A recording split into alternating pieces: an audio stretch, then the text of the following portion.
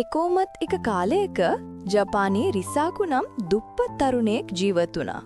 ඔහු ඊටාම නිහතමානී වුවත් Tamanගේ අවාසනාවන්ත ජීවිතය ගැන ඔහු නිතරම දුක් වුණා. රිසාකු හැමදාම ප්‍රාර්ථනා කළේ Tamanගේ ජීවිතය යහපත් කර ගැනීමට අවස්ථාවක් ලැබෙනවා නම් කියයි.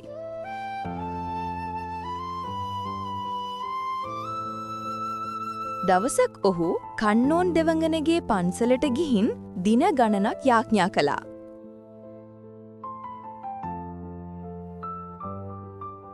අවසානයේ දෙවඟන ඔහුගේ සිහිනෙන් පෙනී සිට මෙසේ කීවා. ඔබ පන්සලෙන් පිට වී යන විට ඔබේ අතක මුලින්ම හමුවන දේ රැගෙන යන්න. එය ඔබගේ දෛවයේ ආරම්භය වනු ඇත.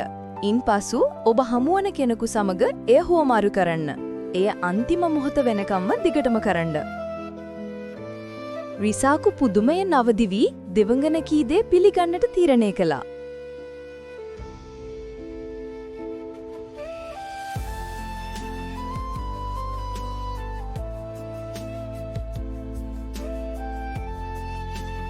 පන්සලෙන් එළියට යද්දී රිසාකු පෙකිලි වැටුණා. නැගිටින විට ඔහු තම අතේ තිබී පුංචි වී පිදුරු කැබල්ලක් දැක්කා. මේකද මගේ දෛවයේ ආරම්භය. රිසාකු රිතුවේ පුදුමයෙන්. ඔහු පිදුරු කැබැල්ල අරගෙන ගමන පටන් ගත්තා.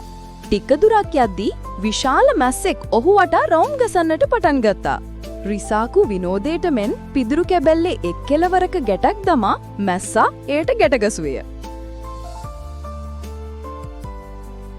ටික වේලාවකින් ධනවත් සාමුරායිවරයෙකුගේ කරතයකින් යන පුංචි දරුවෙක් හඬා වැටෙමින් සිටිනවා ඔහුට හමු වුණා. ඒ දරුවාට මැස්සා ගැටගැසූ පිදුරු කැබැල්ලත් එක්ක සතුටු වී හඬා වැටීම නැවැට්ටුවා. දරුවාගේ මව රිසාකුගේ මේ උපකාරයට කෘතඥ වෙනවා. ඔබේ කරුණාවට ස්තුතියි. කරුණාකර මේක ගන්න. ඇය කියමින් මැස්සා සහිත පිදුරු කැබැල්ල වෙනුවට ඉදුණු දොඩම් 3ක් රිසාකුට ලබා දුන්නා. රිසාකු තවදුරටත් ගමන් කළේ දොඩම් 3ත් රැගෙනය.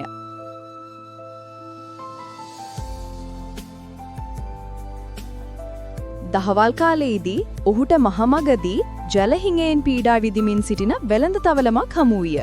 තවලමේ ප්‍රධානියා විඩාවින් බිම ඇද වැටී සිටියා.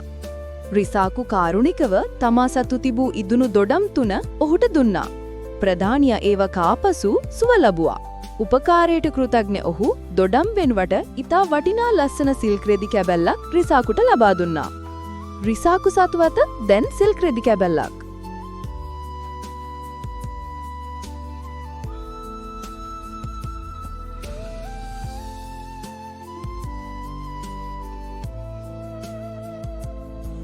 දින කිහිපයකට පසු ඔහු ගම්මානයකට ළඟා වී විට අසරණ වී සිටි අශ්වයෙක් දුට්ටා. ඒ අශ්වයාගේ අයිතිකරුවා රෝගී වී සිටි අතර ඔහුට අශ්වයා රැක බලා ගැනීම හෝ පෝෂණය කිරීමට නොහැකිව තිබුණා. රිසාකු දුටුවේ අශ්වයා ඉතා හොඳ අශ්වයෙක් බවයි. ඔහු අසරණ අයිතිකරුවාට උදව්වක් ලෙස සිල්ක් රෙදි කැබැල්ල දී ඒ වෙනුවට අශ්වයා ලබා ගත්තා. අශ්වයා රිසාකුගේ සහයට සිටි නිසා ඔහුට පහසුවෙන් ගමන් කරන්න හැකි වුණා.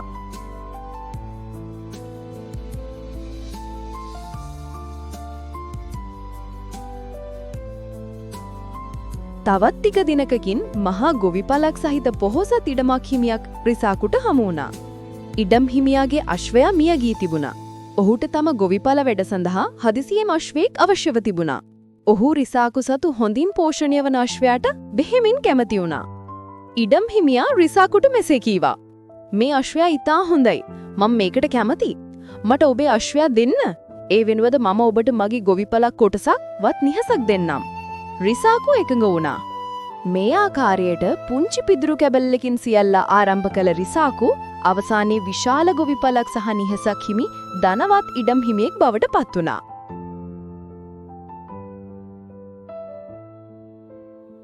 ඔහු තමාගේ වාසනාවට හේතු වූයේ දෙවඟනගේ උපදෙස් සහ අනුන් සමග කරුණාවෙන් දේවල් හුවමාරු කරගැනීමේ හැකියාව බව තේරුම් ගත්තා.